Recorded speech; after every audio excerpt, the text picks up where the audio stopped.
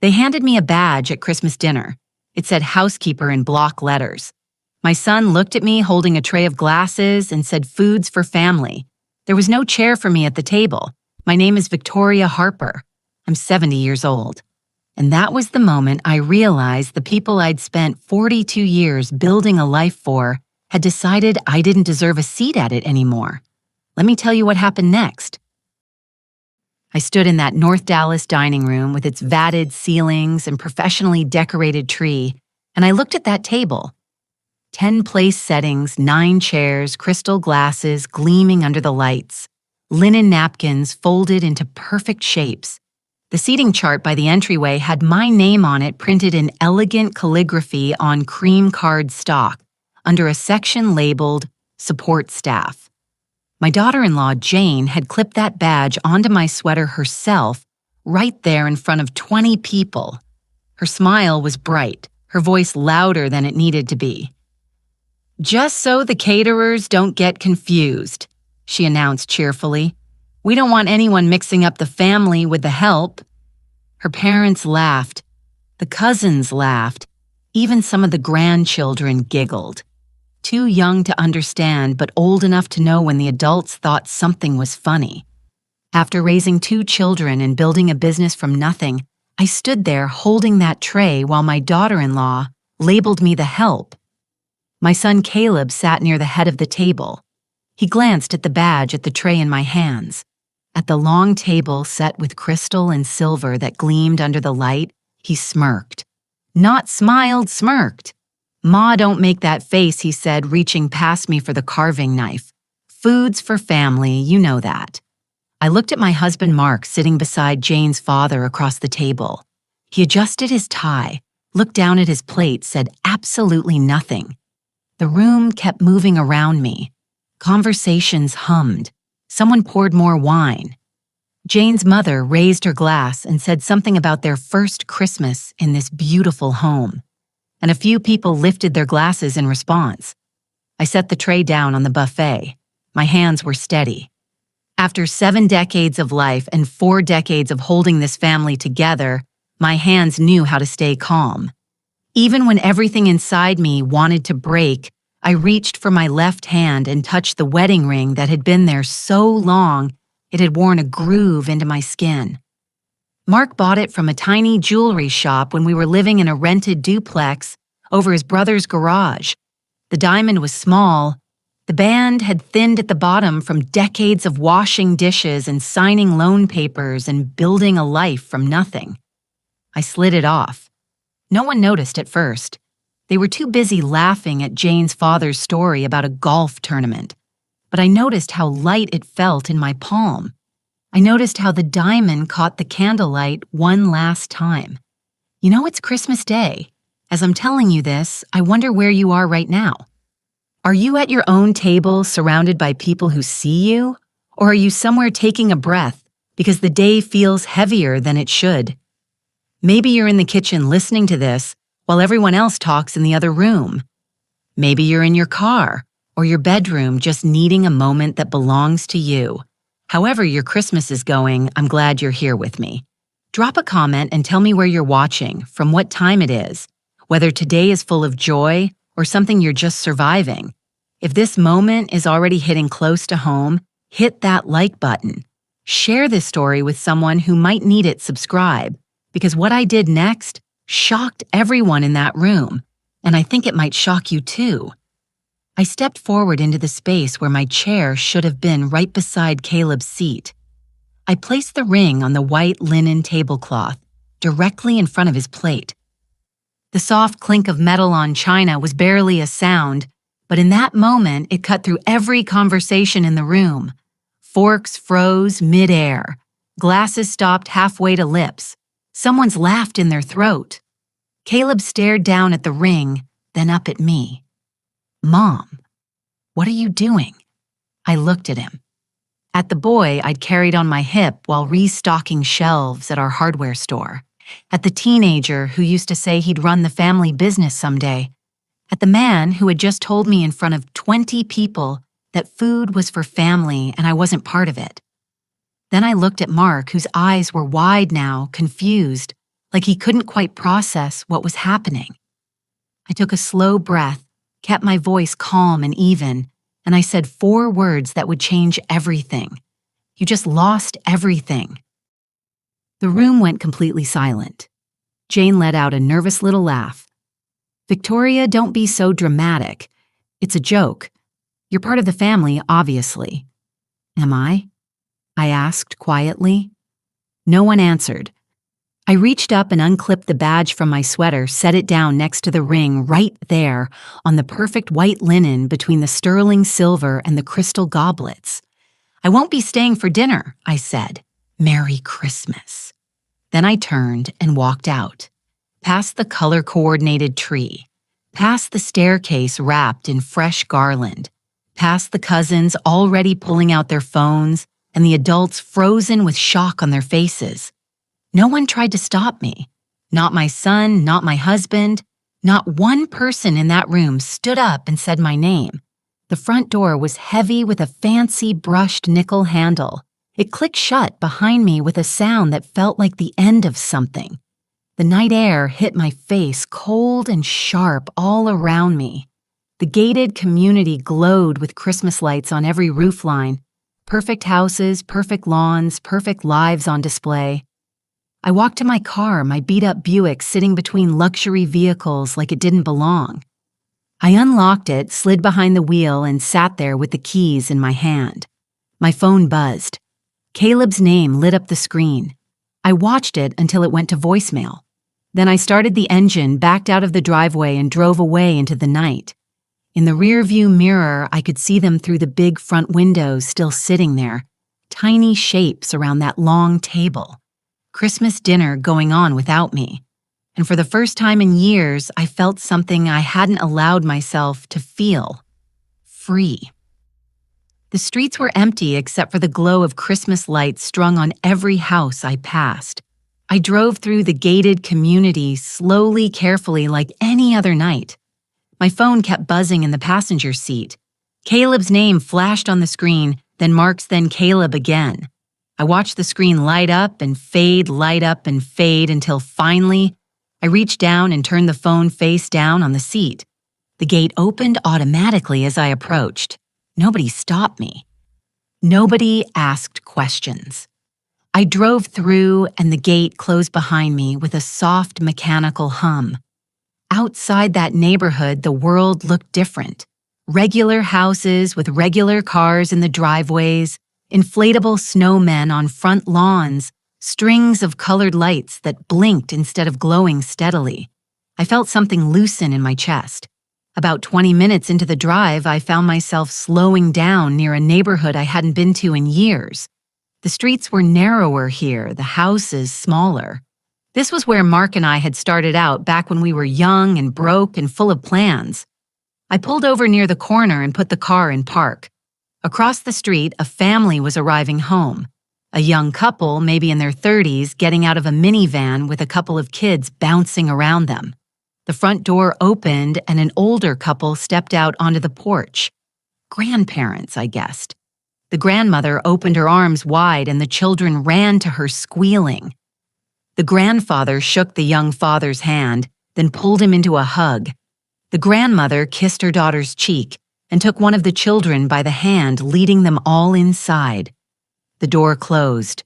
Warm light spilled from the windows. I sat there in my car, watching that closed door for longer than I should have. Then I put the car back in drive and kept going. I didn't have a plan, didn't know where I was going. I just drove until I saw a motel sign glowing red and white off the highway.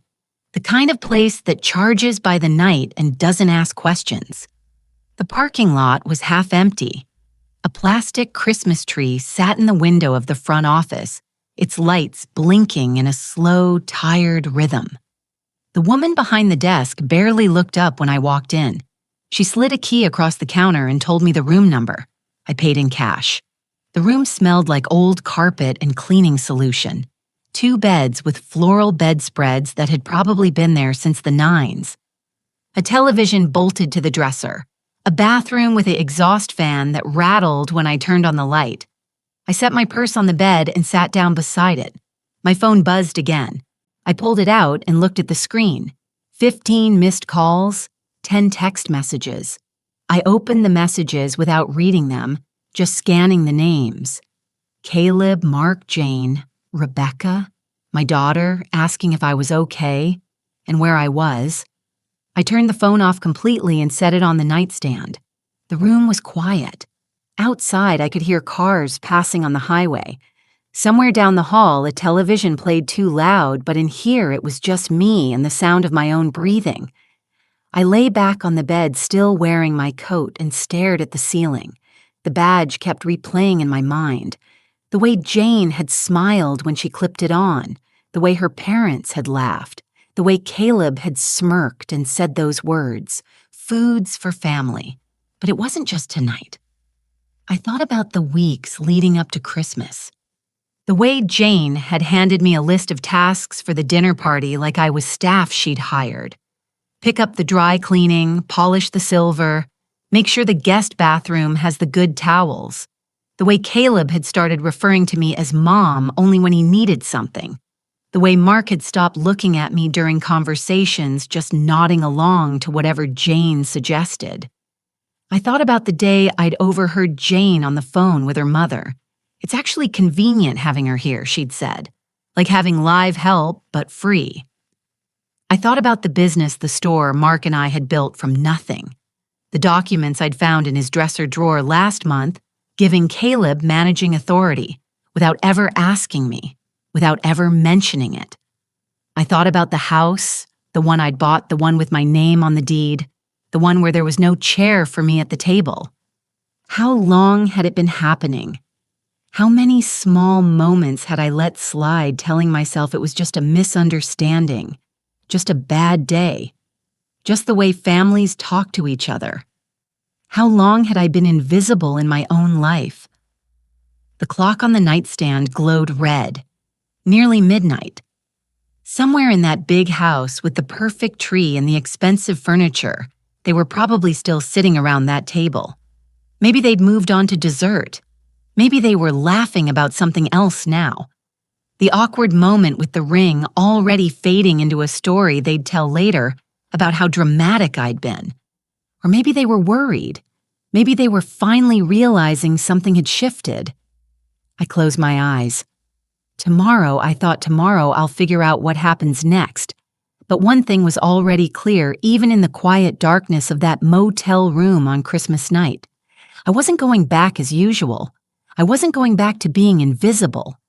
I wasn't going back to a life where my own family could hand me a badge and take away my chair and think that was acceptable. I had drawn a line tonight, and tomorrow I would decide what came next. I woke up on that motel bed still wearing my coat, the morning light coming through thin curtains that didn't quite meet in the middle. My neck ached, my mouth was dry.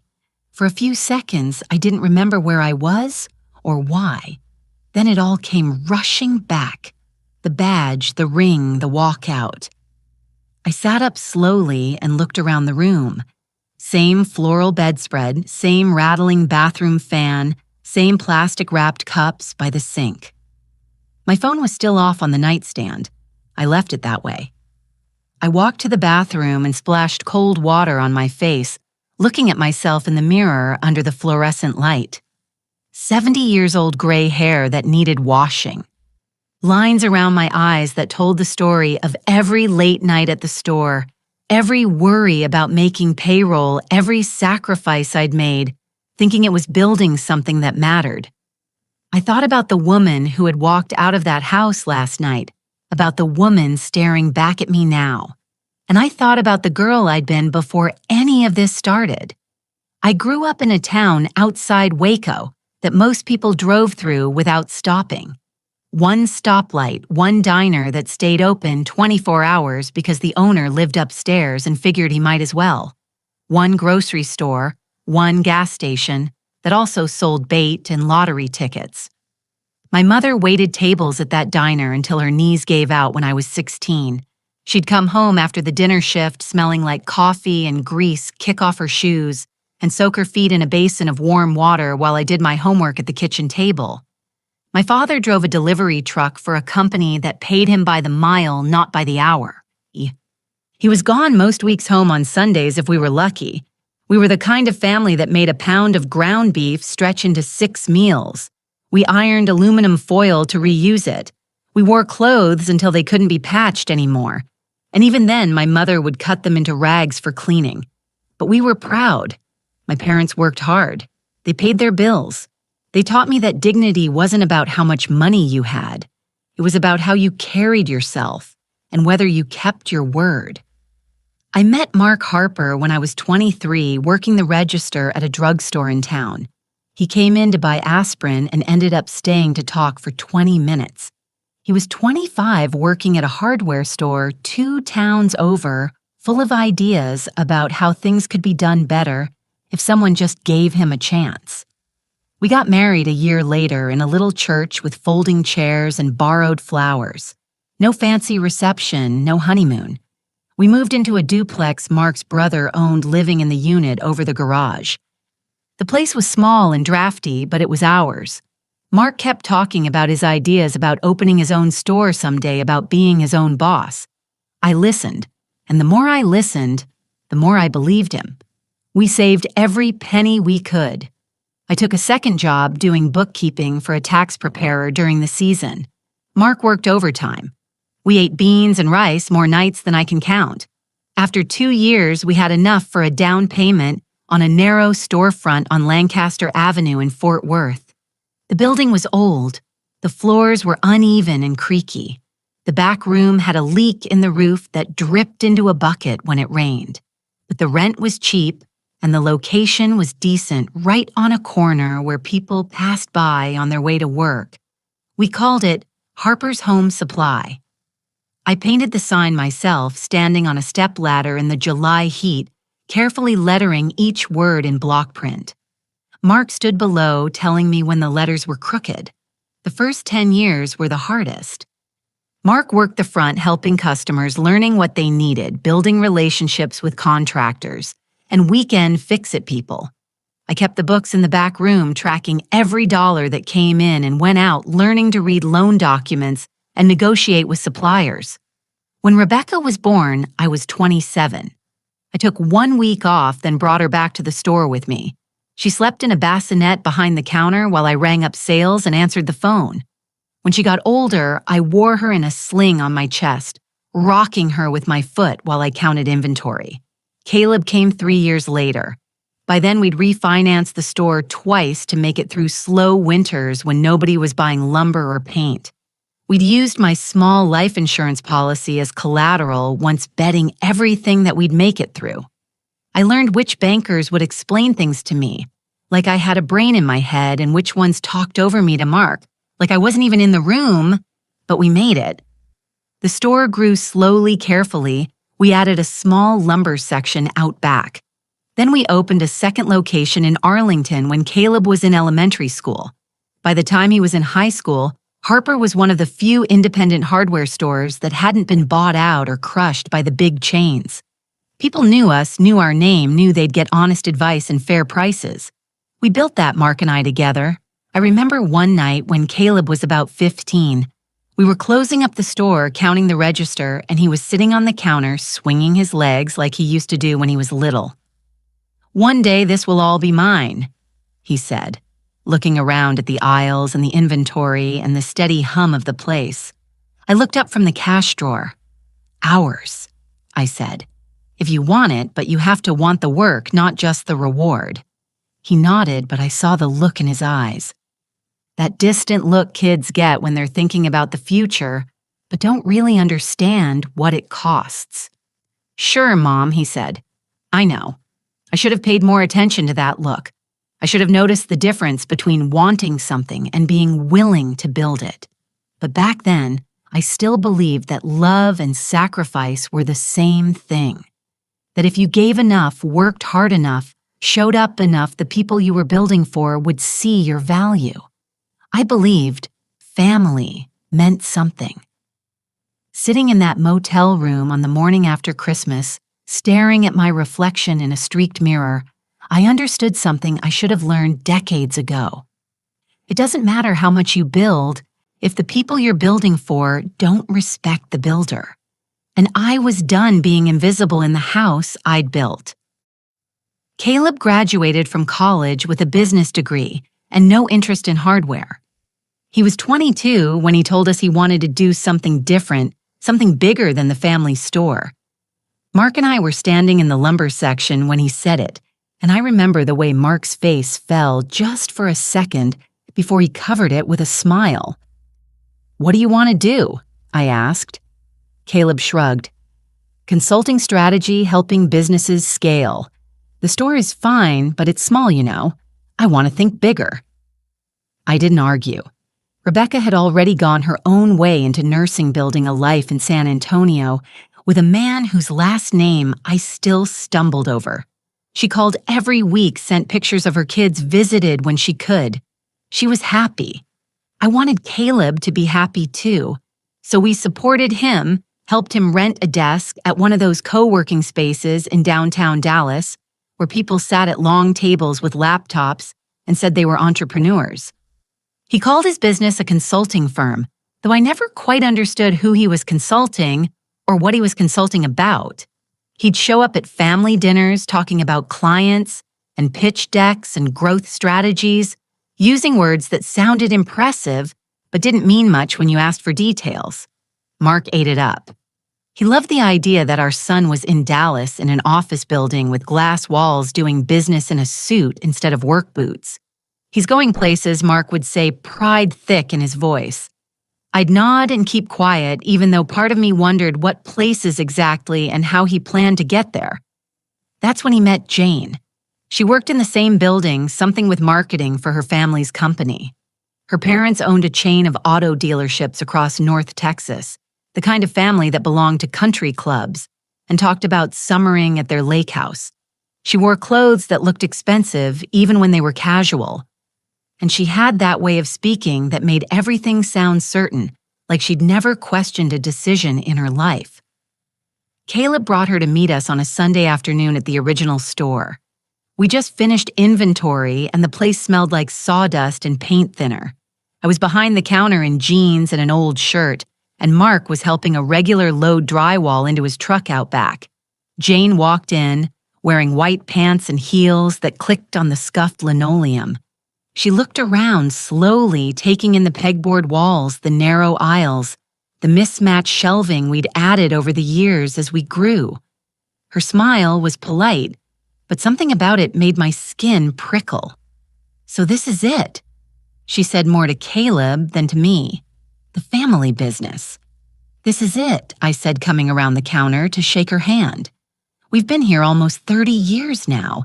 It's so quaint." She said, still smiling that smile, "It has character." The way she said character made it sound like a flaw. Caleb gave her a tour, pointing out sections like he'd spent years working there instead of a few summers in high school, before he found excuses to be anywhere else.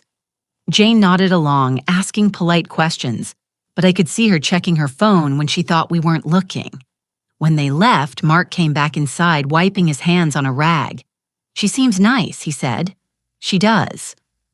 I agreed, though. Something about the visit sat wrong with me. Within 6 months, they were engaged. The wedding was the following spring at a country club I'd only seen from the highway. Tall columns out front, a lawn that looked like a golf course, waiters and bow ties carrying champagne on silver trays. Jane's parents paid for most of it, but we contributed too. Quietly, Mark wrote checks without telling me the amounts, but I saw the statements later. We paid for the flowers, the photographer, the rehearsal dinner that cost more than our mortgage payment. At the wedding, Jane's family took up most of the guest list. Her father's business associates, her mother's book club friends, cousins from Houston, and aunts from New Mexico. Our side of the church was smaller. The people from the store, Mark's brother and his family, a handful of old friends. During the reception, I overheard Jane talking to one of her cousins near the dessert table. "Caleb's family is sweet," she was saying, her voice light and airy, very hardworking, very grounded. "His mom still works the counter at their little store." Can you imagine? I keep telling Caleb he needs to get them to retire, but I think they like the routine. She laughed, and the cousin laughed with her, and I stood there holding a plate of cake I no longer wanted. That night, I mentioned it to Mark while we were getting ready for bed in our hotel room. Jane said something that bothered me. I started, "She's young." Mark said, not looking up from untying his shoes, "She doesn't mean anything by it. She called the store Little I Said like it was something small to be embarrassed about. It is small," Mark said, compared to what her family has. "That's not a bad thing, Victoria. Different worlds, that's all." But over the next year, I noticed Mark measuring our success by Jane's family standards instead of our own. He started talking about expanding about franchise opportunities, about selling to a bigger chain and cashing out while we could. Jane's father says independent stores won't last another decade, he'd say over dinner. He says we should think about our exit strategy. "We're not exiting," I'd remind him. "This is our life's work. It's a business," he'd say. "Businesses change." Jane started reshaping the family story too. At gatherings with her friends, I'd hear her talk about how Caleb was taking over the family business, soon making it sound like he was already running things when he barely showed up, except to walk through and wave at the staff. She'd talk about our plans to expand, to modernize, to partner with bigger suppliers, things we'd never actually discussed. And Caleb would stand there nodding, not correcting her, letting her spin a version of reality that had nothing to do with the truth. Mark never corrected her either. He was too dazzled by the connections, by the invitations to golf tournaments and charity dinners, by the idea that marrying into Jane's family meant we'd moved up somehow. I watched the shift happen slowly. The way Mark started dressing differently, the way he talked about the store like it was something to move past instead of something to be proud of. The way he stopped asking my opinion and started making decisions based on what Jane's father would think.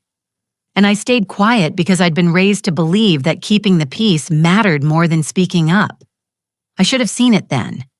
The pattern forming the respect slipping away one small moment at a time. But I told myself it was temporary. That once Caleb and Jane settled down, once they had kids, things would balance out. I was wrong. The phone call came on a Tuesday evening about a year after the wedding. I was at the store doing end-of-day paperwork when my cell rang. Caleb's name flashed on the screen. "Mom, can you and Dad come over for dinner this weekend?" he asked. "Jane and I want to talk to you about something." "What about?" I asked already, sensing the careful tone in his voice, the one he used when he was about to ask for something. "It's good news," he said. "We'll explain when you get here." That Saturday, Mark and I drove to the apartment Caleb and Jane were renting in a complex near downtown Dallas. It was nice enough. 2 bedrooms, a balcony overlooking a pool, but Jane had made it clear more than once that it wasn't where she planned to stay. "We're outgrowing this place," she'd say whenever we visited. "We need something with room to grow." They were expecting their first child. Jane was 4 months along, just starting to show. Dinner was takeout from an expensive Italian place, the kind where the portions are small and the prices are large. We sat at their dining table, the same one Mark and I had bought them as a wedding gift, and made small talk while we ate. Finally, Caleb pushed his plate aside and glanced at Jane. She nodded, so he began folding his hands on the table. "We've been looking at houses." "That's exciting," Mark said. "Found anything you like?" We did. Jane said, pulling out her phone and showing us photos. "It's in a gated community north of Dallas. Great schools, beautiful neighborhood, 4 bedrooms, 3 baths. The master suite alone is bigger than this entire apartment." I looked at the photos. The house was enormous modern. All clean lines and big windows and professionally landscaped yards. "It's lovely," I said carefully, "but that's gotta be expensive." "It is," Caleb admitted. "That's what we wanted to talk to you about." He laid it out like a business proposal. They'd found the perfect house but couldn't qualify for the full mortgage on their own. Not yet. Caleb's consulting business was still building. Jane worked part-time for her father's company but was planning to stay home once the baby came. What we're thinking, Caleb said, is a partnership. You buy the house as an investment property. We pay you rent until we can take over the mortgage ourselves. Win for everyone. I sat back in my chair and looked at Mark. He was nodding slowly like he'd already decided this was a good idea. It's basically real estate investment, Jane added. You'd own an asset that appreciates. We'd have the space we need for the baby, and eventually we buy you out. Everybody benefits. How much are we talking about? I asked. Caleb slid a piece of paper across the table. I looked at the number and felt my stomach tighten. The house was 3 times what Mark and I had paid for our current home. The down payment alone would take a significant chunk of our savings. Can we think about it? I asked. Of course, Jane said quickly, but the market's moving fast. The seller wants an answer by next week. On the drive home, Mark was quiet for a long time. What do you think? I finally asked. I think it's a good opportunity, he said. Real estate's solid, and it's for our grandchild, for Caleb's family. It's a lot of money, Mark. We have it, he said. What else are we saving it for? We're not getting any younger. Might as well help our kids while we can. I ran the numbers that night at the kitchen table, spreadsheets and calculator and bank statements spread out in front of me. We had the money barely, but it would leave us with almost no cushion. If something went wrong at the store, if one of us got sick, if anything unexpected happened, we'd be in trouble. But Caleb was our son, and Jane was carrying our first grandchild. I called Caleb the next morning. We'll do it, I said. But the deed stays in my name until the mortgage is paid off. Once you're ready to buy us out, we can transfer it. Until then, it's our property legally. There was a pause on the other end of the line. Is that really necessary? Caleb asked. We're family. It's necessary, I said firmly. This is a business arrangement. Like you said, we need to protect ourselves. Another pause. Okay, he said finally, if that's what it takes. We closed on the house 6 weeks later. I signed more papers than I could count my hand cramping from writing my name over and over. Caleb and Jane were there, excited, making plans about furniture and paint colors. Mark squeezed my shoulder as we left the title company. You did a good thing, he said. I wanted to believe him.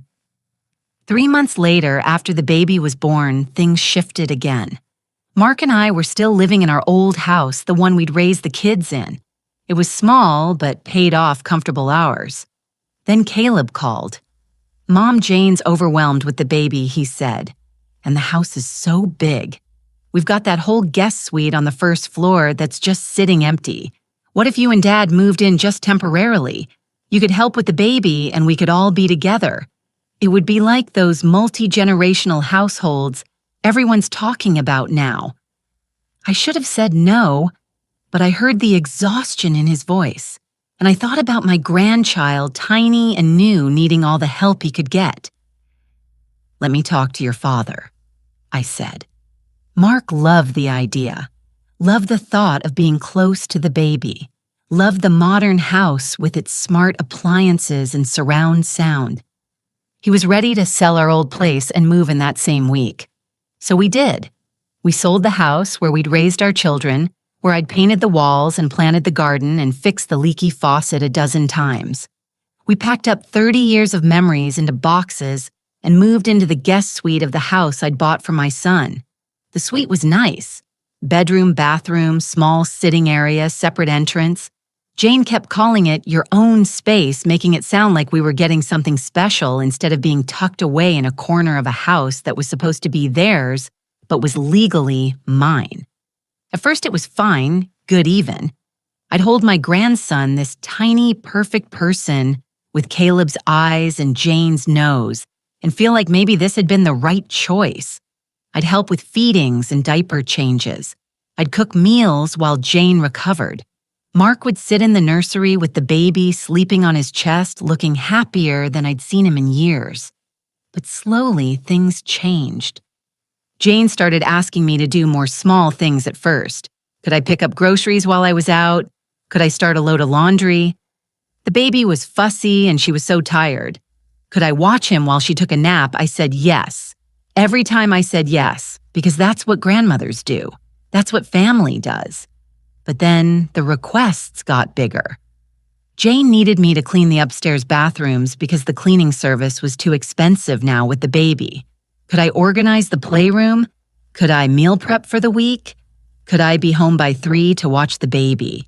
Because Jane had a hair appointment, I was doing more housework than I'd done in my own home, more cooking, more cleaning, more childcare. And somewhere along the way, without anyone saying it out loud, I stopped being the grandmother who lived in the guest suite. I became the help. It's funny how you can lose yourself one small request at a time. The first few months in that house, I told myself I was helping, being useful, doing what grandmothers are supposed to do when their children have babies and busy lives. But there's a difference between helping and being help. I learned that difference in the space between one season and the next. It started with Jane asking if I could grab her a glass of water while I was up. Reasonable enough. Then it became asking me to bring her phone from the other room, then her laptop, then a snack, then another snack because she didn't like the first one. One afternoon, Jane had 3 of her friends over for lunch on the back patio. I was in the kitchen putting away groceries I'd picked up that morning. Things Jane had texted me to get because she was too busy to go herself. I heard her laugh, that bright practice laugh she used with her friends. And then I heard the snap of fingers. Victoria, can you bring out the picture of iced tea and maybe some of those little cookies from the pantry? Not a question, a command wrapped in pleasant words. I brought the tea. I brought the cookies. I refilled glasses when they got low. One of her friends thanked me. The others barely looked up. As I walked back into the house, I heard Jane's voice drift through the open door. It's so convenient. Honestly, having her here is like having staff, but family. She loves to help. Her friends murmured agreement. Someone said something about wishing her own mother lived closer. I stood in the kitchen with my hands braced against the counter, staring at nothing. Another day, Caleb caught me on my way to the store. "Hey, Mom, can you do me a favor?" he asked, barely looking up from his phone. "I need to pick up my dry cleaning, but I've got calls all afternoon. You're headed that direction anyway, right? I'm going to the hardware store," I said. "That's the opposite direction." "Oh." He finally looked at me. "Could you maybe go after it closes at 6 narrow and I really need that suit for tomorrow?" I went. Of course I went. And the next time, he didn't even ask. Just texted me the address of the dry cleaner and said, "Thanks, you're the best." At the store, things were changing too. Caleb had started showing up once a week, sometimes twice. Not to work, not to help. To walk through like he owned the place, shaking hands with customers, chatting with the staff, taking photos for his social media, building the family brand, he called it. I watched him one Tuesday afternoon standing near the paint section, talking to Luis, one of our longest employees. Luis was explaining a problem we were having with a supplier, laying out the details, asking what Caleb thought we should do. Caleb nodded, said something vague about looking into it, clapped Luis on the shoulder and walked away, without writing anything down or following up. Luis came to me an hour later. "Did Caleb say anything to you about the supplier issue?" he asked. "No," I said. "What do you need?" We solved it the way we always did. I called the supplier, negotiated a better rate, arranged the new delivery schedule. Luis thanked me and went back to work. When I mentioned it to Mark that evening, he shrugged. "Caleb's busy with his own clients," he said. "He can't be expected to handle every little detail." "Those little details keep the store running," I said. "He'll learn," Mark said. "Give him time. It's good that he's showing his face there." Customers like seeing the family involved, but Caleb wasn't involved. He was performing involvement, and somehow that was enough for Mark. I stayed quiet about most of it. Told myself it was temporary, that once the baby got older, once Jane felt more settled, things would balance out, that Caleb would eventually realize the difference between appearing to run a business and actually running one. I kept my head down and did what needed doing until I found the envelope. It was a Saturday morning. Mark had gone to play golf with Jane's father, something he'd started doing regularly. I was putting away laundry in our room when I noticed his dresser drawer wasn't quite closed. I pushed it shut, but it caught on something. I opened it to fix whatever was jamming it and saw a manila envelope folded in half, stuffed in the back corner under his socks. I almost left it, almost closed the drawer and walked away. But something about the way it was hidden made me pause. I pulled it out and opened it. Legal documents forms I recognized because I'd been signing them for 30 years. Partnership agreements, transfer of authority management, restructuring. My hands started shaking as I read through the pages. Caleb was being given managing authority over Harper's home supply decision-making power access to accounts control over operations and staffing. Mark had signed it 2 weeks ago. My name wasn't on it. I hadn't been consulted, hadn't been told. I sat on the edge of the bed with those papers in my lap and felt something crack open inside my chest. The store Mark and I had built together, that I had poured decades of my life into, that I had learned to run when nobody thought a woman could, that I had saved more than once with my own money and my own credit when banks wouldn't give us loans. And Mark had just handed it to Caleb without saying a word to me. I was still sitting there when Mark came home 3 hours later, whistling as he walked through the door. He stopped when he saw me in the bedroom doorway, the envelope in my hand. "What's that?" he asked, though his face told me he already knew. "You tell me," I said, holding it out. He took it, glanced at the papers, and set it on the dresser. "It's just paperwork, Victoria, making things official." "Official," I repeated. "You gave Caleb managing authority over our business without telling me." "Dio, I meant to tell you," he said. "I just hadn't found the right time." "The right time?" I said slowly. "When would that have been, Mark? After he'd already made decisions I didn't agree with, after he'd changed things I'd built? Or were you just never going to tell me at all?" "Don't be dramatic," he said, loosening his tie. "It's time for Caleb to step up to take charge. We're not getting any younger, and he needs to learn how to run things. He doesn't know how to run things." I said, "He shows up twice a week for photo opportunities while the actual staff does the work. He'll learn by doing." Mark said, "That's how we learned." "We learned by working," I said, "by being there every single day, by making sacrifices and hard decisions. Caleb's not doing any of that." Mark sighed like I was being difficult, like I was the problem. "You've always been too hard on him. He said he's doing his best, and frankly, the store needs fresh energy, new ideas. Caleb can bring that." "What about my ideas?" I asked. "What about my energy?" "I'm still here, Mark. I still work there every day. I still handle the accounts and the suppliers and all the things that actually matter. But suddenly, I don't get a say in who runs the place." "You're making this about you when it's about him," Mark said. "It's about giving our son an opportunity. It's about you erasing me," I said. He looked genuinely confused. "Nobody's erasing you, Victoria. You're still part of the business. You'll always be part of it, but not equal," I said. "Not respected, not consulted, just there, just useful." He didn't answer that. Didn't seem to understand why I was upset. And in that moment, standing in the bedroom of a house I'd bought for my son, while my husband defended giving away the business I'd helped build, I understood something terrible. Mark didn't see me as a partner anymore. He saw me as a supporting character in someone else's story, and I had let it happen, one yes at a time. One favor, one compromise, one moment of staying quiet when I should have spoken up. I walked out of the room and closed the door behind me. Mark didn't follow.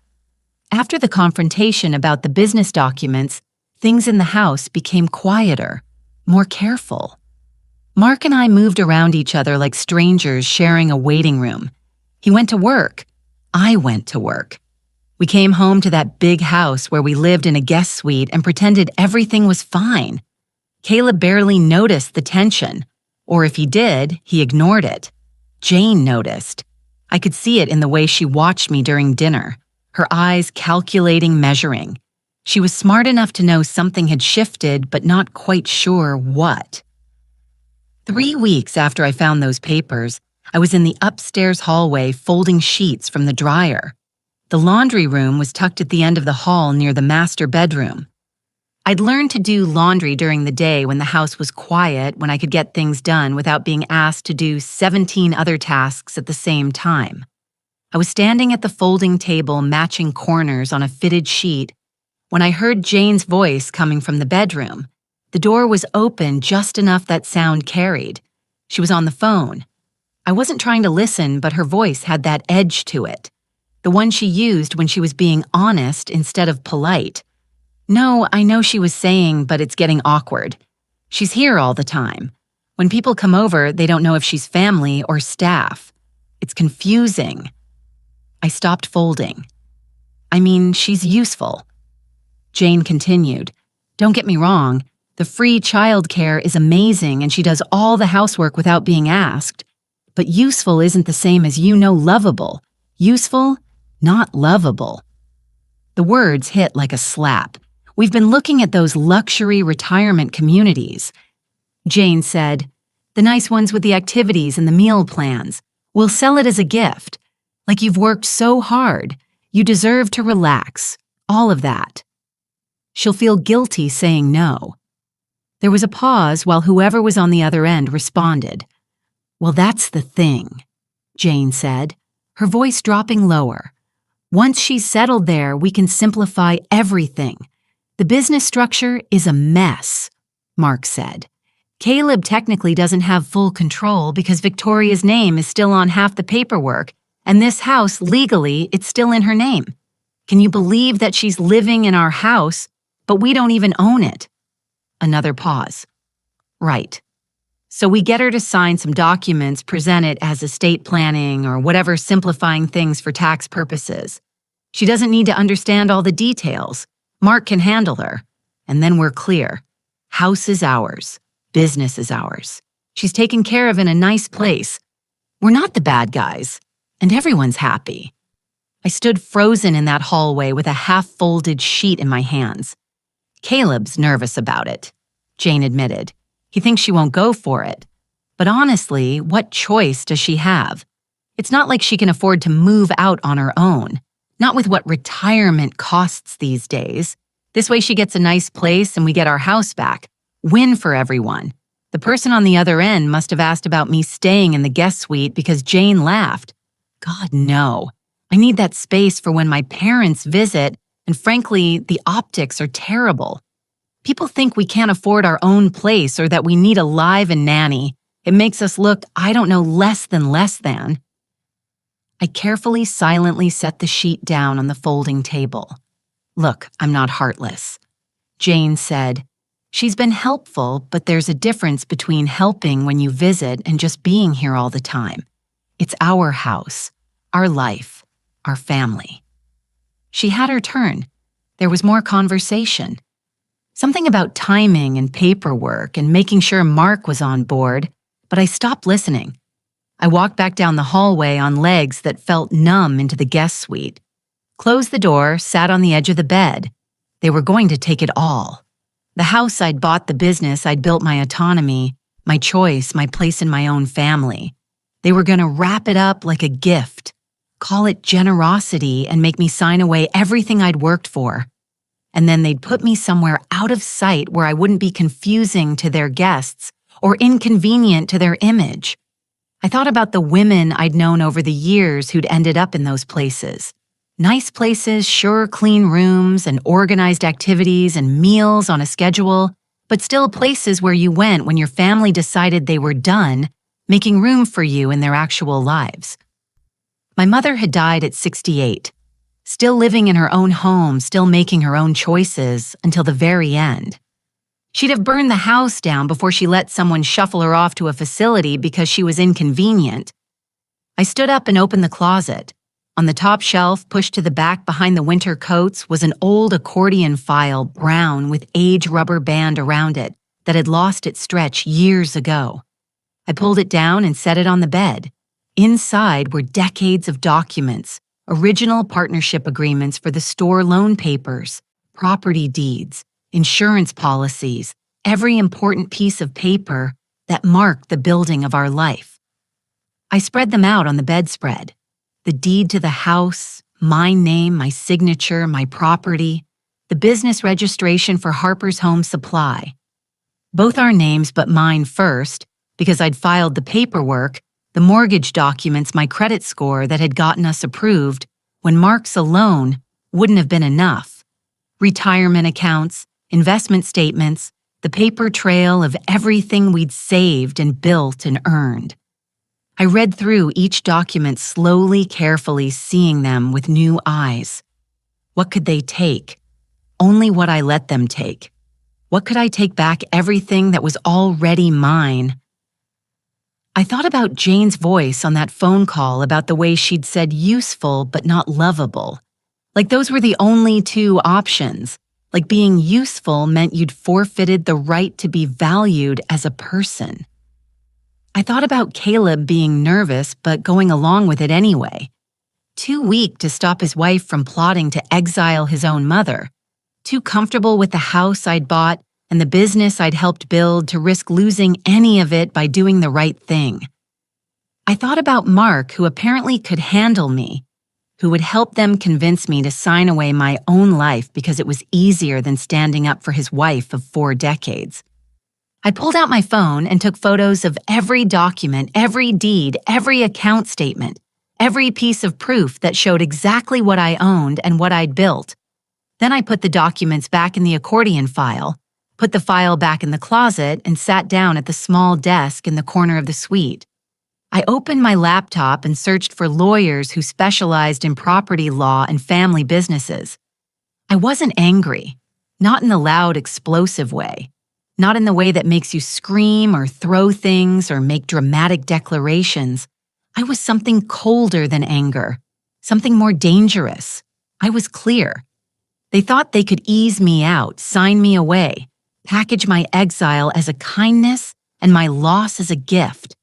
They'd forgotten who taught them what they knew about business, about negotiation, about reading the fine print and understanding leverage. They'd forgotten who actually built the foundation they were standing on. But I hadn't forgotten, and I wasn't going anywhere except exactly where I chose to go on my own terms with everything that was mine. The next morning, I waited until Caleb and Jane loaded the baby into the car and drove off to some holiday event at her parents' place. Mark had already left for the store, same as every weekday morning, like nothing had changed between us. I stood at the window and watched their car disappear down the street. Then I grabbed my purse and keys and drove to the law office on the other side of Fort Worth. Robert Mitchell had been our business attorney for 20 years. He'd handled the paperwork when we opened the Arlington location, helped us through 2 refinancings, and drew up our wills when the kids were small. He was in his 60s now, gray hair, and reading glasses, the kind of lawyer who actually listened instead of just waiting for his turn to talk. I'd called him the day before, told him I needed to review some documents.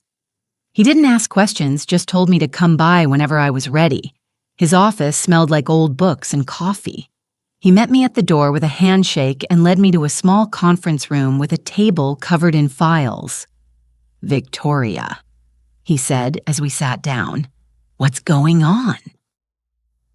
I told him everything.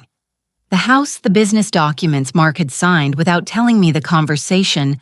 I'd overheard the plan to move me into a retirement community and take control of everything I'd built. Robert listened without interrupting, making notes on a legal pad, his expression getting more serious with every sentence. When I finished, he sat back in his chair and looked at me for a long moment. "Do you want my legal opinion or my personal one?" he asked. "Both," I said. "Personally, I think your family's treating you terribly and you'd be justified in whatever you decide to do." He leaned forward. "Legally, you have more power than they realize. A lot more." He pulled out a folder and started going through documents. The store, he said, spreading out the partnership agreement. You and Mark are equal partners on paper, but you're the one who filed the original business registration.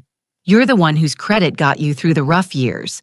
You've been signing the checks and managing the accounts for 3 decades. If it came to a legal battle, a judge would see that you've been the primary operator. He pulled out another document. The house. That one's simple. Your name is on the deed alone. Caleb and Jane have no legal claim to it whatsoever. They're essentially tenants whether they realize it or not. Mark helped pay for it, I said. From a joint account, sure, but the title is in your name. That's what matters legally.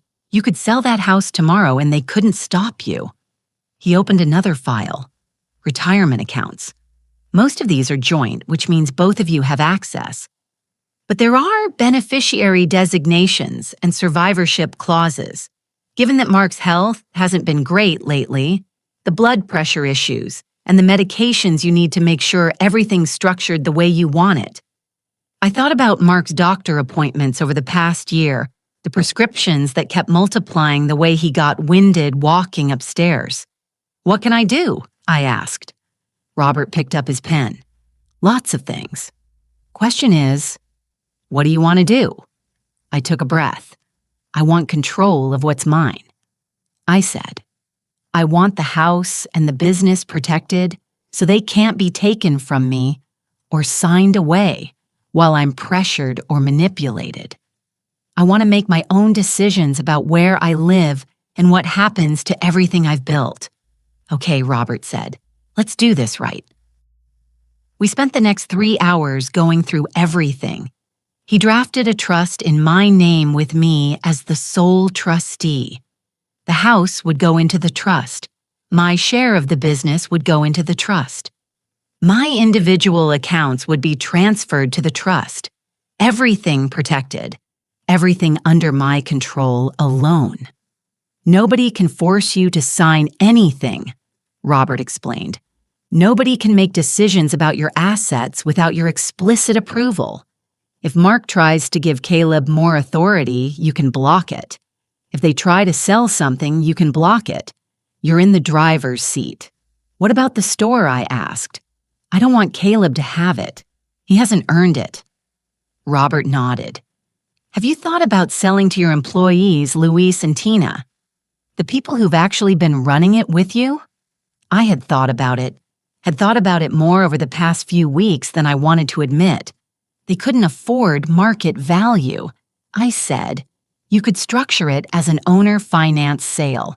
They pay you overtime below market rate. You'd still get income from it. They'd get a business they've helped build, and Caleb gets nothing. Something in my chest loosened at that idea. I like that, I said. We drafted intent to sell documents papers that outline the offer to Luis, Tina, and 2 other longtime employees. Fair terms, reasonable payments. A business that would stay in the hands of people who actually cared about it. The house. Robert said, what do you want to do there? Sell it. I said without hesitation. List it right after New Year's. I'll find somewhere smaller, somewhere that's actually mine. They're going to fight you on this, Robert warned. Let them, I said. It's my house. We drew up listing paperwork, contacted a realtor Robert knew, set a timeline for getting it on the market by the 2nd week of January, bank accounts. Robert said, I'd recommend transferring your personal funds to a different bank, somewhere Mark doesn't have automatic access just in case. I nodded. Can we do that today? We can start the process. By the time I left Robert's office, the sun was starting to set. The sky was orange and pink, the kind of winter sunset that looks like it's apologizing for the cold. My phone had been buzzing in my purse all afternoon. I pulled it out and saw text messages from Jane. Can you pick up the silver polish on your way home? Need the good stuff, not the cheap kind. Also, grab more coffee. We're almost out. What time will you be back? Need help getting dinner started. I stared at those messages at the casual assumption that I had nothing better to do than run her errands and cook her meals. A week ago, I would have stopped at the store, would have rushed home to make sure dinner was ready on time. Now I almost laughed. Tomorrow was Christmas Eve. The big dinner was the day after. Jane had been planning it for weeks, sending me lists and instructions, treating me like catering staff. She had no idea that the woman she'd been ordering around had just spent the afternoon taking back every bit of power they'd thought they could strip away. I put my phone back in my purse without responding. Then I drove to a diner near the highway and ordered myself a meal. Sat at a booth by the window and ate slowly, watching the traffic pass by, feeling something I hadn't felt in months. Peace. The revenge was in motion, and they had no idea it was coming. Christmas Day arrived cold and bright. I woke up in that guest suite in the house I legally owned and got dressed with the kind of calm that comes from knowing exactly what you're going to do. The paperwork was signed, the trust was established, the house would be listed in 2 weeks. The store would be sold to people who deserved it. My accounts were being transferred to a bank where Mark's name appeared nowhere. All of it done quietly, legally, irreversibly. Today was just theater. One last performance before the curtain came down. I could hear Jane upstairs, her voice sharp as she directed the caterers through the final setup. Mark had left early to pick up her parents from their hotel. Caleb was somewhere dealing with last-minute details, playing the role of host in a house he thought would someday be his. I walked upstairs and looked around the main floor. The house was staged like a magazine spread. Every surface polished, every decoration placed with precision. White and gold everywhere. The colors Jane had chosen because they photographed well. The tree in the living room was 7 ft tall, covered in matching ornaments that had been purchased as a set. Nothing handmade or sentimental, nothing with history. I looked for anything of mine in that space, any evidence that I'd lived there for 3 years, any photo, any object, any small marker of my existence. There was nothing.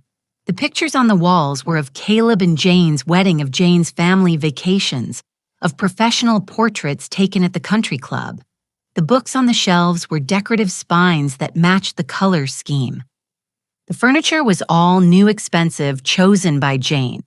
I had been erased from this house long before I'd planned to leave it. Guests started arriving around noon. Jane's parents first, loud and cheerful, commenting on every detail of the decorations. Then her siblings, her cousins, friends, from the country club, Mark's brother and his wife. Jane moved through the rooms like a conductor, positioning people for photos, adjusting decorations, making sure everything looked perfect. "Victoria," she called out as I came down the hallway, "can you stay in the kitchen for now? I want to get some family photos before we eat, and it'll be easier with less people in the frame." Less people, not family. People. I nodded and went to the kitchen, watching from the doorway as Jane arranged everyone in front of the tree. Mark stood beside Caleb, looking proud. The baby sat on Jane's hip. Her parents flanked them on either side. They took a dozen photos, different poses, different groupings. Not once did anyone suggest including me. I wasn't hurt, not anymore. I was taking notes, watching who participated in my eraser and how easily they did it. The dining room table was set for 20. Crystal glasses at every place. China plates with gold trim cloth napkins, folded into shapes I didn't recognize, and those place cards. I watched Jane set them out, reading each one. Granddad, Nana, Uncle Tim, Cousin Ashley, each one in that gold script, elegant and expensive. Then I saw her pull out one more card from the stack. Not a place card, a badge on a lanyard. She smiled as she set it aside on the buffet. People gathered around the table. Conversations hummed. Someone opened wine. Jane's mother made a toast about family and blessings and being together in this beautiful home. That's when Jane walked over to me, that bright smile on her face, holding the badge. "Just so the caterers don't get confused," she said loud enough for everyone to hear. "We don't want anyone mixing up the family with the help." She clipped it onto my sweater. "Housekeeper." Her parents laughed. The cousins laughed. A few of the grandchildren giggled. I stood very still, looking around the room, watching faces. Jane's parents thought it was hilarious, absolutely delighted by their daughter's wit. Her siblings looked uncomfortable, but said nothing. Mark's brother glanced away. Mark himself sat at the table, adjusting his tie, looking at his plate, like it was the most interesting thing in the room. Caleb caught my eye for just a second, and I saw something flicker there. Guilt, maybe, or fear, but not enough of either to make him speak up. I accepted the badge, didn't argue, didn't protest. I just watched, evaluated, cataloged exactly who found it funny and who stayed silent and who looked away. Then I looked at the table. 10 place settings, 9 chairs. The seating chart by the entryway had my name under support staff. I picked up the tray of wine glasses Jane had set out for me to distribute, held it carefully, walked to the buffet, and set it down. Caleb was reaching for the carving knife, ready to play the role of man of the house. "Ma, don't make that face," he said, not quite looking at me. "Food's for family, you know that. Everyone's waiting on you now, aren't they?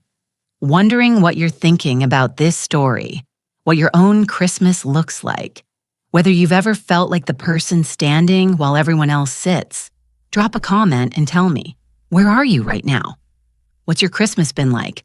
Are you the one holding everything together while everyone else enjoys the celebration? Hit that like button if this is hitting home. Share this story if you know someone who needs to hear it. Subscribe because what I'm about to do is going to shock every single person in this room." I reached for my left hand. The wedding ring slid off easily. I'd already loosened it that morning, knowing this moment was coming. I held it for just a second, feeling its weight, remembering the day Mark put it on my finger in a tiny church with folding chairs. Then I stepped forward into the gap where my chair should have been. I placed the ring on the white linen directly in front of Caleb's plate. The soft sound of metal on china cut through every conversation. Forks stopped. Glasses paused halfway to lips. Someone's laughed. Caleb stared at the ring, then at me. "Mom, what are you doing?" I looked at him, at my son who'd let his wife treat me like staff, at the man who'd accepted authority over my business without earning it, at the person who'd stayed silent while I was erased from my own life. I looked at Mark, who finally raised his eyes to meet mine, confusion and something like fear crossing his face. I looked at Jane, whose smile had frozen into something brittle. I took a breath and I said it. 4 words, calm and clear. "It's calm. You just lost everything." The room went silent. Jane recovered first, that nervous laugh. "Victoria, don't be so dramatic. It's a joke. You're part of the family, obviously." "Am I?" I asked quietly. Nobody answered. I reached up and unclipped the badge, set it beside the ring. "I won't be staying for dinner," I said. "Merry Christmas." I walked out past the tree with its perfect ornaments, past the family photos that didn't include me, past 24 people who'd watched me be labeled as help and said nothing. Not one person stood up. Not one person called my name. The front door closed behind me with a solid click. I walked to my car, got in, started the engine. My phone buzzed. I ignored it. In the rearview mirror, I saw them through the windows, still there, still sitting, still having no idea what those 4 words actually meant. They thought I was hurt, embarrassed, making a scene. They didn't know about the trust, the sale, the transfer of accounts, the lawyer, the plan. They didn't know I just walked away from people who'd already lost everything that mattered. And they wouldn't know until it was far too late to stop it. The morning after Christmas, I drove straight to the original Harper's Home Supply on Lancaster Avenue, not the newer Arlington location, the first one. The store Mark and I had opened 40 years ago with a dream and a loan we could barely afford. The building looked the same as it always had. Narrow storefront, faded signs, squeaky floors that announced every customer who walked through the door. The back room still had that leak in the corner we'd patched so many times it had become a joke among the staff. I unlocked the front door and stepped inside. The smell hit me first. sawdust, paint, motor oil. That particular combination of scents that meant work and purpose, and something built with actual hands. I walked down the aisle, slowly running my fingers along the metal shelving the pegboard displays, the bins of screws and nails organized by size. Every inch of this place had a memory attached. Every improvement had been fought for and earned. I heard the bell over the door jingle and turned to see Luis walking in early as always, coffee in hand. He stopped when he saw me. "Victoria," he said, surprise and concern mixing in his voice. "Didn't expect to see you today. Thought you'd be with family." "Plans changed," I said. He nodded slowly, reading something in my face. Louise had worked for us for 18 years. He knew when not to ask questions. "Need help with anything?" he asked. "Not right now," I said. "But soon. I'll need to talk to you and Tina. Something important." "Whenever you're ready," he said, and headed toward the back to start his morning routine. I made coffee in the small break room using the ancient machine that sputtered and hissed, but still worked. Sat at the desk in the corner office where I'd done bookkeeping for decades. The morning sun came through the window at an angle, lighting up dust particles in the air. This was real. This mattered. Not the staged house with its perfect decorations, not the family photos that didn't include me, not the dining room table with no chair for the person who'd bought the furniture. This I was still sitting there when I heard the bell jingle again an hour later. Heavy footsteps, the pace of someone angry. Mark appeared in the doorway of the office. His face flushed, still wearing his dress shirt from yesterday's dinner, wrinkled now. "What the hell were you thinking?" he demanded, walking out like that, embarrassing us in front of everyone. I looked at him calmly. "Good morning, Mark." "Don't good morning me." He said, "Jane called me 15 times last night. Her parents think you've lost your mind. Caleb doesn't know what to say to people. You made us look like fools." "Oh, I made you look like fools," I repeated slowly. "That's what you're upset about. You walked out of Christmas dinner because of a joke he said, a stupid badge. Jane meant it as a light thing. You completely overreacted." I opened the folder on the desk in front of me, the one I'd prepared yesterday with Robert's help. "Come sit down, Mark." I said. "I don't want to sit down. I want you to come home and apologize so we can fix this." "Sit down," I said again, and something in my voice made him stop. He pulled out the chair across from me and sat still, radiating anger, but starting to look uncertain. I slid the first document across the desk. "That's the trust paperwork," I said. "As of 2 days ago, the house is in my name alone, protected by a trust that only I control. You can't sign it away. You can't give Caleb authority over it.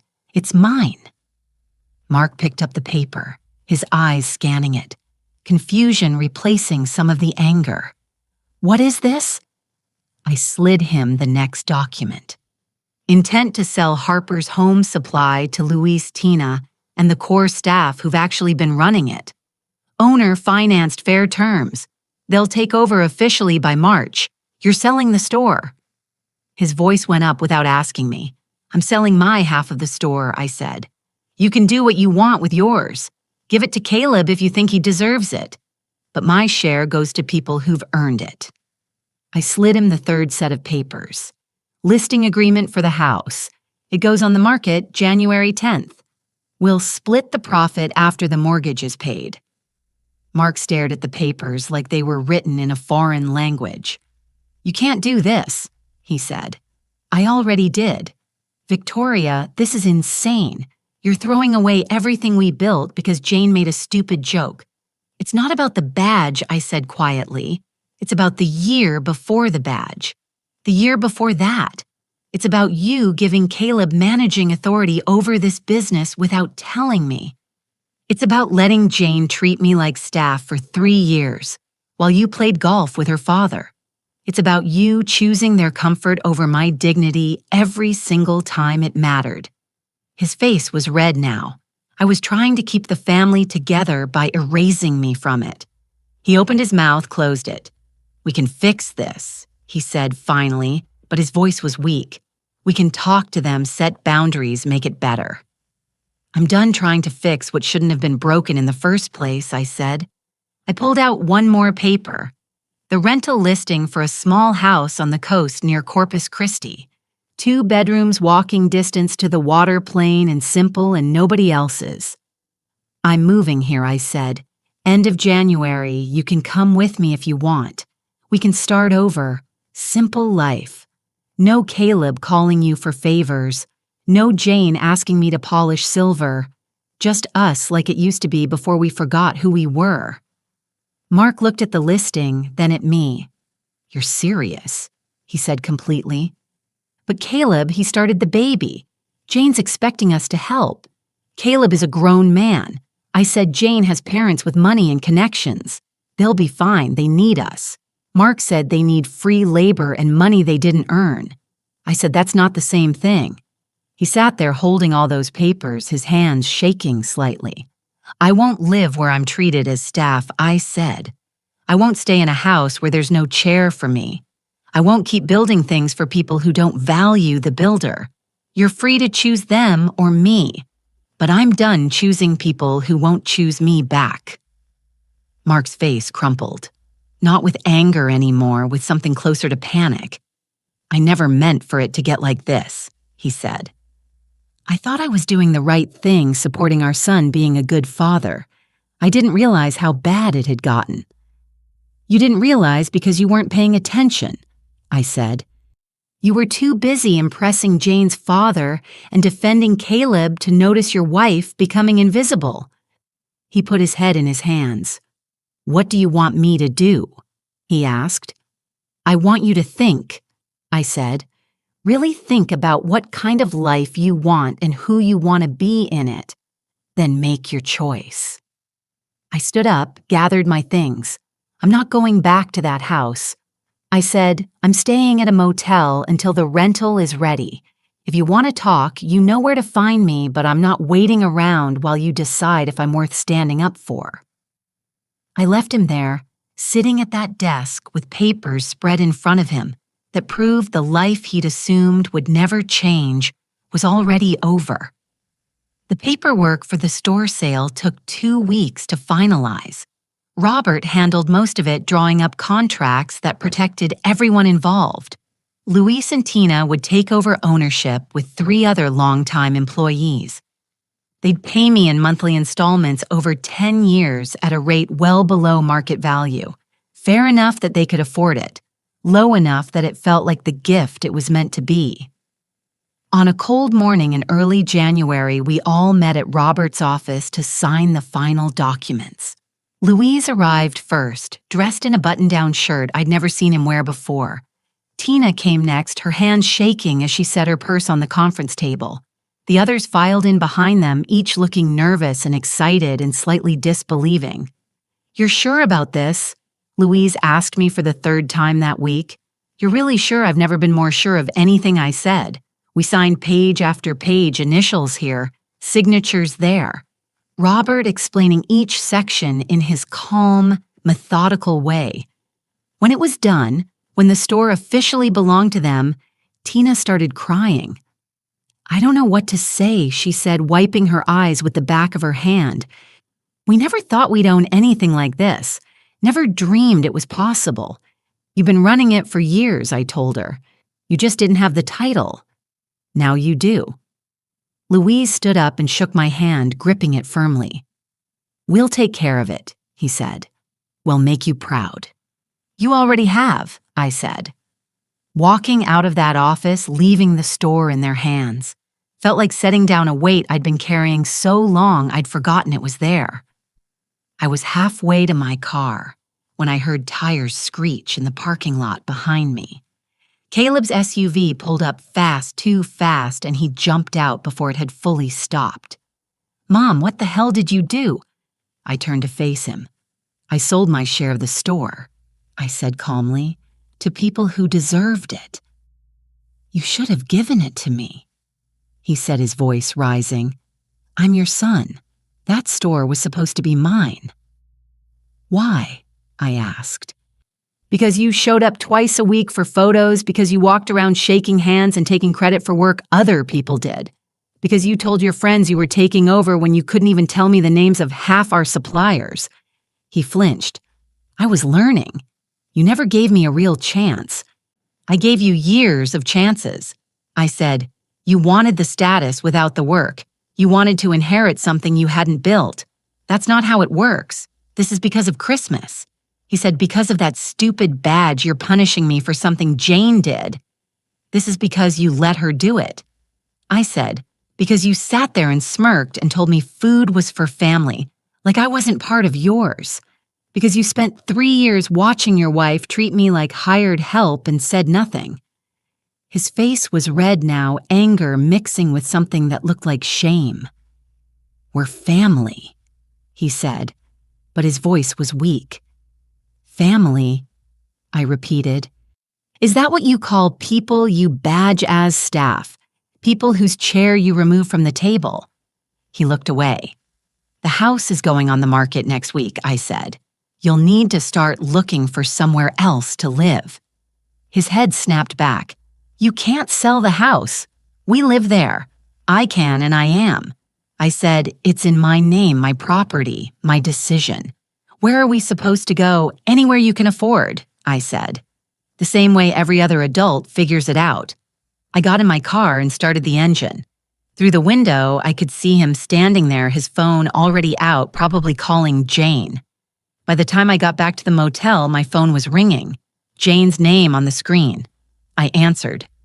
How could you do this? She screamed before I could say hello. That's our house. We built our life there. You can't just take it away from us. I'm not taking anything, I said calmly. I'm selling what's mine, what I bought, what I've been letting you live in. We've invested so much in that place, she said. The renovations, the furniture, the landscaping. With my money, I reminded her every mortgage payment came from me. Every upgrade you made was funded by me. You invested decorating choices. I invested actual money I earned. What about the kids? She demanded. What about your grandson? You're going to uproot him from his home. He's 2. I said he won't remember this house. And speaking of my grandson, I've set up an education trust for him, fully funded. College graduate school if he wants it, but the trust is in his name alone. You and Caleb can't touch it. There was silence on the other end. You've thought of everything, haven't you? Jane said, finally, her voice cold. This whole revenge plot. It's not revenge, I said. Revenge would be making you suffer. This is just me taking back what was always mine and making sure my grandson has opportunities you can't gamble away. Caleb's father would never let you do this, she said. Caleb's father signed the papers that started this, I said. He chose to exclude me. Now he gets to live with the consequences. She hung up on me. I set the phone down and looked around the motel room that had become oddly comfortable over the past couple weeks. In 3 weeks, I'd be in that little house by the coast starting over, building something new. No business to manage, no family members to take care of who didn't take care of me back. No house full of expensive furniture that meant nothing. Just me and the life I chose. By the end of January, the house had 3 offers. I accepted the highest one. Caleb and Jane had 60 days to move out. The store changed ownership officially on February 1st. Luis hung a new sign. Same name, same location, different owners who actually showed up every day. Mark never came to the coast. He stayed in Fort Worth, renting an apartment near the Arlington store location, still trying to salvage his relationship with Caleb. Still not understanding that some things break permanently when you ignore them long enough. He called sometimes, asked how I was doing, suggested we talk about reconciling. I was always polite, but I never said yes. Every structural piece of power that Caleb and Jane had assumed they'd inherit was gone. The business belonged to someone else. The house was sold. My accounts were locked away where they couldn't access them. They'd had everything handed to them. and they treated the person who handed it like she was invisible. Now they had exactly what they'd earned. Nothing but the lessons they should have learned years ago. 1 year later, I stood in the kitchen of my coastal bungalow on Christmas morning mixing a salad in a bowl that didn't match anything else in the room. The house was small, 2 bedrooms peeling paint on the front porch, a backyard with a fence that leaned slightly to one side. The appliances made noise when they ran. The floors creaked. The windows stuck when you tried to open them. I loved every imperfect inch of it. The dining table was set for 8. Mismatched chairs I'd collected from thrift stores and yard sales over the past year. Plates in different patterns because I'd stopped caring about things coordinating. Cloth napkins from the dollar store mixed with ones I'd embroidered myself on quiet evenings. Mrs. Jenkins from next door arrived first, wearing one of her bright scarves and carrying a casserole dish. She was 73, had 3 grown children who rarely called, and the sharpest sense of humor I'd ever encountered. "Smells like something actually edible," she said, setting the dish on the counter. "Not like last week when I tried that recipe from the internet." Clara came next, a retired teacher from down the block who made pies that could make you forget your own troubles. She brought 2 pecan and apple. Then came the 2 young women from the diner where I took breakfast most mornings. Both new to town, both far from their own families, both working hard and trying to figure out their lives. And finally, Rebecca. My daughter pulled up in her minivan stuffed with kids and presents and snacks, and the beautiful chaos that came with her everywhere she went.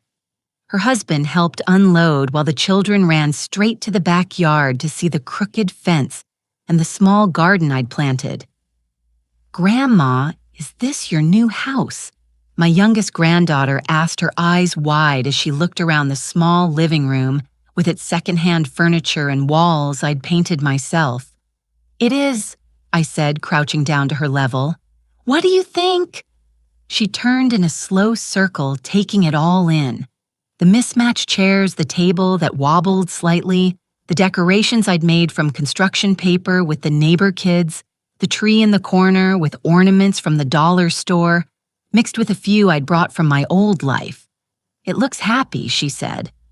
Those 3 words made my throat tight. "It is happy," I told her. "Very happy." We ate at that wobbly table, talking over each other, laughing too loud, passing dishes and spilling things and not caring about any of it. Nobody was performing. Nobody was staging photos. Nobody was worried about impressions or appearances. It was messy and warm and real. After dinner, while everyone else argued over a board game in the living room, Rebecca joined me in the narrow kitchen. So she said, carefully drying a dish I just washed. "Caleb called the other day. I kept washing, waiting. He wanted to know if you were okay," she continued. Didn't ask directly, but I could tell he was fishing for information. "Is he okay?" I asked. She shrugged. "The house sold. They're renting now somewhere closer to Jane's parents. Her family helped them. Caleb doesn't say it outright, but I think he misses the store. The routine, the people who actually knew him." She paused. "He misses you, Mom." A year ago, I would have grabbed my keys that second. Would have driven hours to fix things, would have forgiven everything, because the idea of distance hurt more than the memory of what they'd done. But I'd learned something in this little house by the water. "I hope he's learning," I said quietly. "I don't wish him harm. I never did, but I can't go back to being invisible just because he's uncomfortable being visible to his own mistakes." "Would you ever talk to him?" Rebecca asked. I dried my hands and looked at my daughter. "Maybe," I said. "If he can say the words that matter, if he can look me in the eye and say, 'I'm sorry, and I see you, really see you.' And if he does," she asked, "then we'll see," I said. "But I'm not waiting for it. I'm not putting my life on hold hoping he figures it out. I'm living now with or without his apology." Rebecca squeezed my hand. "You look good, Mom." She said, "Really good. Lighter somehow." "I am lighter," I said. Turns out, when you stop carrying people who won't walk beside you, you can actually breathe. After everyone left, after the house settled into quiet, I walked to the small shelf by the front door. Framed between a photo of my grandchildren and a picture of the original Harper's storefront was the badge from that last Christmas. Housekeeper. I'd gone back for it months after moving out after the house was empty and echoing. Found it in a kitchen drawer with old takeout menus and broken pens. I'd almost thrown it away. But then I realized it wasn't a reminder of shame. It was a reminder of the day I stopped accepting less than I deserved. I touched the frame lightly. They tried to give me a label instead of a seat, tried to make me small enough to fit their idea of convenient. They'd forgotten I was the one who built the floor they were standing on. If you're listening to this and you see yourself somewhere in my story, if you've been the one doing invisible work, accepting jokes at your expense standing while everyone else sits, hear me clearly. You are not the help unless you choose to be. And when your family gives you a badge instead of a chair, you're allowed to walk away. Take back what's yours. Your time, your money, your dignity, your right to choose who gets a seat at your table. The sound of you standing up for yourself is louder than any room that tried to keep you invisible. Before you go, do me one favor. If this story meant something to you, hit that like button. Leave a comment about your own journey or what spoke to you today. Share this with someone who needs to hear that they're worth more than how they're being treated. And subscribe because there are more stories like this. Stories about people who found their power when everyone else thought they'd given it away. I belong to myself now, and that's the best inheritance I could have given myself.